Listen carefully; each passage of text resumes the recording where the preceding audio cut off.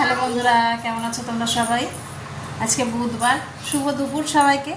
তো দেখো দিদির সব রান্নাবান্না হয়ে গেছে, ওর এখনও কাজ আছে অনেক, ও বাথরুমে ঢুকেছে, আরও কাচাকুচি বাকি আছে সেগুলো করতে।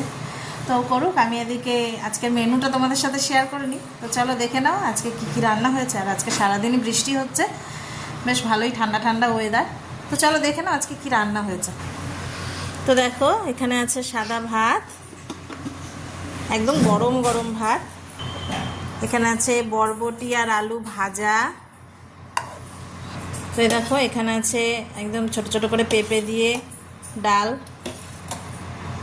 আর এইখানে আছে একদম দেশি ট্যাংরার ঝাল, ছোট ছোট ট্যাংরা, এগুলো খেতে ভীষণ ভালো লাগে, এগুলো একদম দেশি ট্যাংরা, বেশ সুন্দর।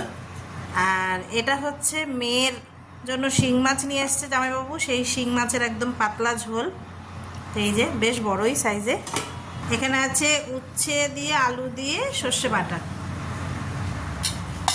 আর এখানে আছে যে ছোট ছোট দেশি আমড়াগুলো হয়, সেই দেশি আমড়া একদম টক।